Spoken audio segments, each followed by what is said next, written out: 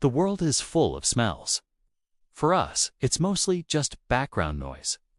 For dogs, it's a rich tapestry of scents that tell a story.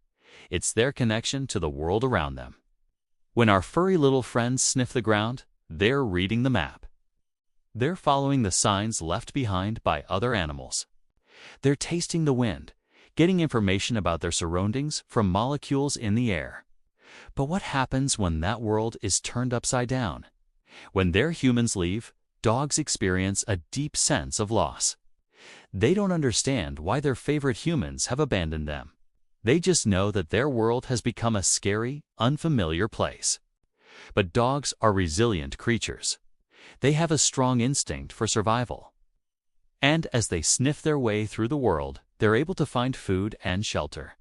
They might even encounter other friendly dogs along the way, creating new bonds and finding comfort in numbers.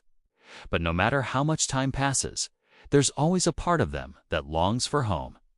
A place where they feel safe and loved and where their humans will take care of their every need. Because for a dog, there's no greater joy than the love of their human. Domesticated dogs have known safety and security for so long that they've actually forgotten how to be wild animals.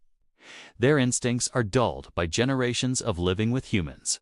So when a normally placid pet like Buster finds himself lost and alone, his survival is far from guaranteed.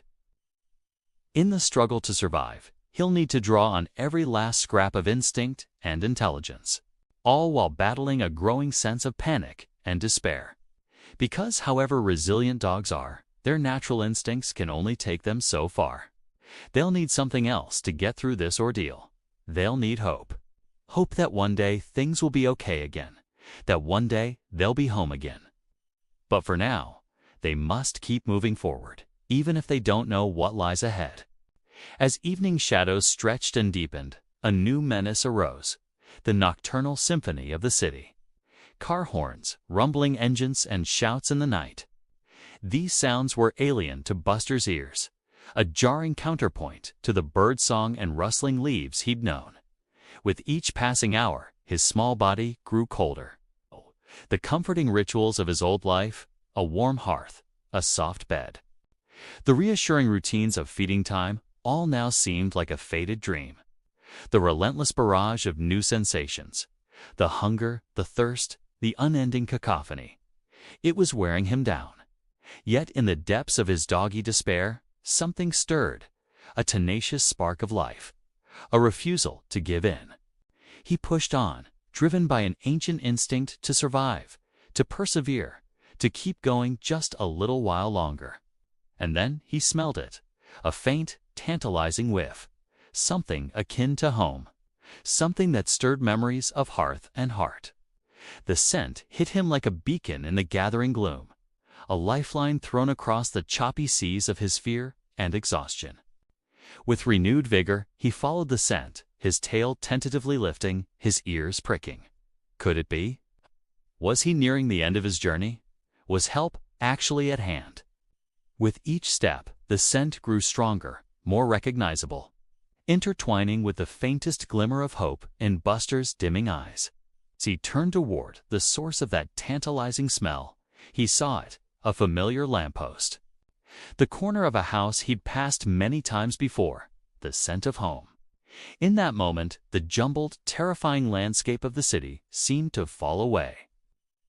All that mattered was the smell of safety, of love, of home. Then a sound cut through the evening air, a joyous bark. Then another and another. Soon, the chorus of barks grew into a cacophony of sound, as a whole pack of dogs joined in. Startled, Buster froze, his tail instinctively tucked between his legs. Were these dogs friendly or foe? As the barking intensified, a figure emerged from the gathering darkness, a human, but not one Buster knew. In that moment of uncertainty, he wanted nothing more than to turn tail and flee. But the smell of home, the promise of safety, it was too strong a lure. He stood his ground, hoping against hope that he wouldn't be attacked. But as the newcomers approached, Buster's hopes began to dwindle. They were strangers, their smells alien to him, their barks a menacing chorus. What was he to do? Should he try to flee or stand and fight? Or maybe give up and hope for the best? But before any of the dogs could reach him, a familiar voice rang out, sharp and clear. "Buster, come here, boy." It was Lily. Relief flooded Buster, washing away his fear and exhaustion. He barked back a joyous, grateful sound and ran to meet her.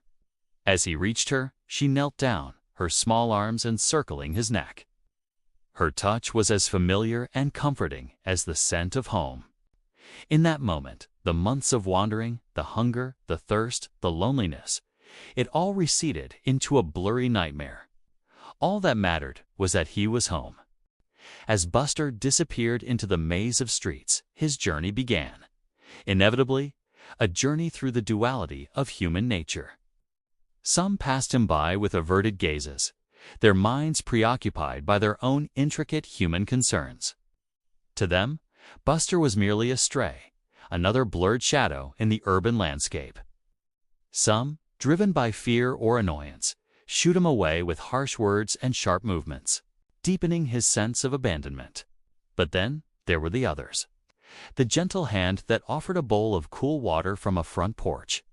The small, hesitant child whose innocent eyes met his, offering a piece of a sandwich, a silent gesture of empathy that transcended species. These fleeting moments of kindness, brief oases in the relentless desert of his fear, became powerful beacons. They were reminders of the warmth he remembered, the gentle touch of a hand that promised safety. These interactions, though momentary, were crucial. They fueled his hope, reinforcing the primal understanding that somewhere, out there, was his family. Those particular humans who offered not just sustenance, but profound, unconditional love. Each kind interaction was like a whispered promise, a reassurance that the bond he shared with his family was not easily severed, that their love had an olfactory signature he was attuned to, and that it would guide him home. As days blurred into a relentless cycle of hunger, exhaustion, and hope, Buster's primary navigation system became paramount. His nose, it was not a random wander. It was a methodical, painstaking tracing of the world's hidden blueprint.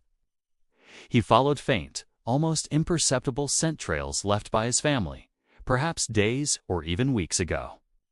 The unique combination of their shoes on pavement, their clothes against a park bench, the specific odor of Lily's beloved toy, these were his breadcrumbs, his compass points.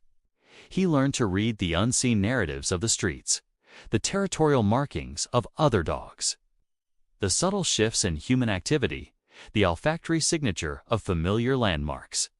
He might not know the name of Elm Street, but he knew the distinct aroma of the old oak tree at its corner, the faint metallic temps near the bus stop where Lily often waited. Every subtle variation was a clue. Every distant, familiar scent, a whisper of direction. His journey was a testament to the power of instinct, to the unyielding programming embedded within his very being, the drive to return to the pack, to the warmth, to the safety of home. He bypassed countless distractions, endured countless hardships, all driven by that singular, potent longing. Meanwhile, the human world moved on without him. The rhythmic flow of traffic, the laughter of children at play, the murmur of conversations on porches and in parks. All these sounds carried echoes of his absent self, the scent of freshly mowed grass, the lingering aroma of barbecue smoke, the sweet breath of honeysuckle. Each sense memory was a silent scream in his heart, a tormenting reminder of the life he had known and yearned to reclaim. Each night brought a new set of challenges. The cold seeping into his bones, the gnawing emptiness in his stomach, the constant thrum of anxiety in his chest. Yet, with each sunrise, his determination to find Lily grew. For him, it wasn't just about finding food or shelter. It was about finding his purpose, his reason for being. In the vastness of the city, amidst the indifference of most and the kindness of some, Buster's spirit refused to be broken. With each step, he inched closer to his goal, guided by the invisible threads of love and memory. His story was one of resilience, a testament to the enduring bond between a dog and his girl, a narrative as old as time itself, written in the universal language of love and loss, loyalty and longing. And then one ordinary afternoon, it happened. A scent, not faint, not distant, but strong, unmistakable. The scent of home. The unique blend of his family, their furniture, his own bed. It was a symphony of belonging, echoing through the labyrinth of his confusion. An electric current of recognition shot through his weary body. He ran, not the frantic, panicked run of a lost dog, but the joyous, determined sprint of a soul returning to its rightful place. He rounded the familiar corner, his heart pounding, his legs aching, but his spirit soaring. And there it was, his house, his yard. And then the sight that made every hardship vanish, Lily running out the front door. Her face a mixture of disbelief and pure, unadulterated joy. The reunion was not just a moment. It was an outpouring of years of shared love, barks of ecstasy, tears of relief.